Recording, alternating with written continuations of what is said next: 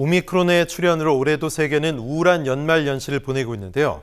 각국은 어떻게 가는 해를 보내고 또 새해를 맞이하고 있는지 알아보겠습니다. 먼저 영국 연결하겠습니다. 김민아 통신원. 네, 영국 런던입니다. 네, 영국 하면 각종 로맨틱 코미디 영화의 주 무대가 될 정도로 연말 연시가 시끌벅적한 편인데 올해 분위기는 어떻습니까? 네, 영국은 예전 분위기를 꽤 되찾았습니다.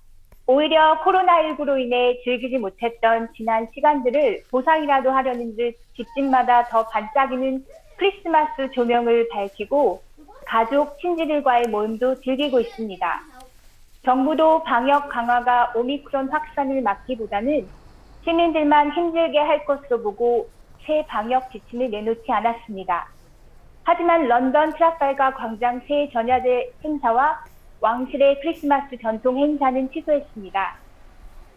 영국에서 주목할 것은 방역 지침보다는 시민들의 인식 변화입니다. 초기와는 달리 지금은 팬데믹의 심각성을 인지하고 마스크 착용과 백신 접종, 백신 패스 모두 거부감 없이 받아들이고 있습니다. 상대방에 대한 배려, 그리고 내 선택과 행동에 대한 책임감이 강해졌다고 볼 수 있습니다. 네, 코로나를 두 해째 겪으면서 성숙해진 시민 의식이 느껴지는데요. 그럼 독일은 어떤지 알아보겠습니다. 독일은 16년 동안 이어졌던 메르켈 정권이 끝나고 슐츠 정권이 내년부터 본격적으로 시작되는 만큼 방역 정책에도 어떤 변화가 있을까 좀 궁금한데요. 독일 유영민 통신원 어떻습니까? 네, 독일 쾰른입니다. 말씀하신 방역 정책의 차이를 살펴보자면 12월 초 두 정상이 코로나 대응책을 긴급 발표했는데 이 내용만 놓고 보면 기본 골격에는 큰 차이가 없습니다. 다만 이전 메르켈 총리의 코로나 대응에 국민들이 그리 만족하지 못한 편이었습니다. 또한 신호등 연정은 개인의 자유와 인권을 더 중요시하는 경향이 있는데요. 자신들이 추구하는 가치와 국가의 방역을 위한 통제 정책 사이에서 어떻게 균형을 맞출 것인지, 그래서 팬데믹 사태를 얼마나 효율적으로 잘 대처할 것인지 관심을 끌고 있습니다. 네, 메르켈 전 총리가 충족시키지 못했던 점을 숄츠 정부가 해결할 수 있을지 궁금하군요. 자, 그럼 이번엔 아시아로 건너와서 베트남은 어떤 분위기인지 알아보겠습니다. 김선아 통신원. 네, 베트남입니다. 베트남에서는 오늘 첫 번째 오미크론 확진자가 확인됐습니다. 영국에서 온 입국자로 공항에서 감염 사실을 확인하자마자 즉시 격리 조치를 했는데요.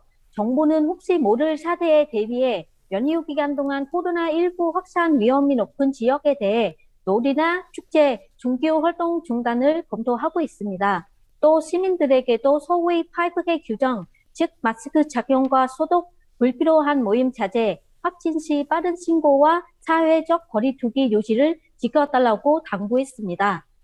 거리 분위기도 예전과는 많이 다릅니다. 원래 이 시기 베트남 거리는 꽃이 만발합니다. 사람들은 전통 의상 아우자 입고 꽃 구경을 다니고 가게들도 설 장식과 봄 놀이로 분위기를 띄웁니다. 하지만 올해는 크리스마스나 설 장식이 별로 없어 분위기는 가라앉았고 사람들도 모임을 자제하고 있습니다. 네, 세계 곳곳에서 연말 영시 행사를 취소하거나 또 축소하는 분위기인데요. 지역별 소단위 축제를 즐기기는 독일도 마찬가지입니다. 다시 독일 불러보겠습니다. 유영민 통신원, 독일도 방역 영향 역시 많이 받고 있겠죠? 네, 독일은 이 시기에 가장 인기 있는 게 지역마다 들어서는 크리스마스 마켓인데요. 뮌헨 같은 경우는 아예 운영을 중단했습니다. 제가 있는 쾰른의 경우는 취소되지는 않았지만 거리두기 때문에 부스 숫자가 확 줄어들었고 백신 접종자나 코로나 회복자만 이용이 허가됨에 따라 방문객이 줄어들어서 전체적으로 한산한 모습을 보였습니다.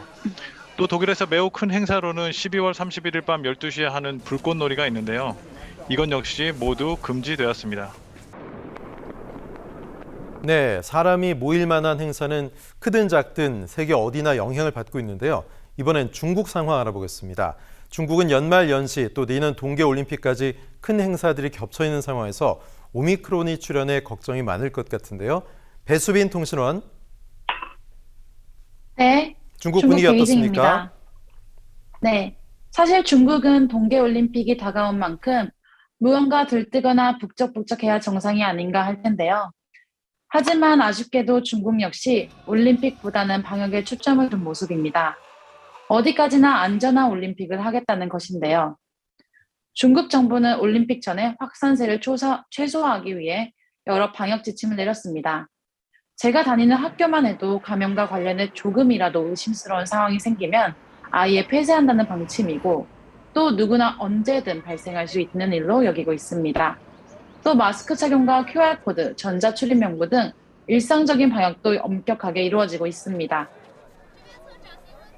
네, 하계올림픽에 이어 동계 베이징 올림픽도 세계인의 축제 같은 분위기를 기대해 보긴 힘들 것 같습니다. 자, 마지막으로 미국 소식 알아보겠습니다. 김영기 통신원. 네, 미국은 백신 접종률이 높아지면서 예전 모습을 되찾는 듯 했지만 오미크론 확산으로 다시 위축되고 있습니다. 거리는 조용하고 경직된 분위기로 백신 접종을 한 사람들끼리만 조심스럽게 모이고 있습니다. 시카고 시는 내년 3일부터 모든 음식점과 운동시설, 유흥업소 종사자들은 접종 확인서를 제출해야 하고 출입도 백신 접종 증명서가 있어야 가능합니다.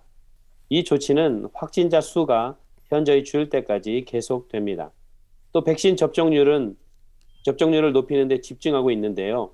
특히 학생들 가운데 확진자가 급증하면서 6살 이상의 자녀들에게도 백신을 접종하는 부모들이 늘고 있습니다. 네, 들으면 들을수록 어서 빨리 모든 세계가 코로나19로부터 좀 해방됐으면 좋겠다는 마음 간절합니다.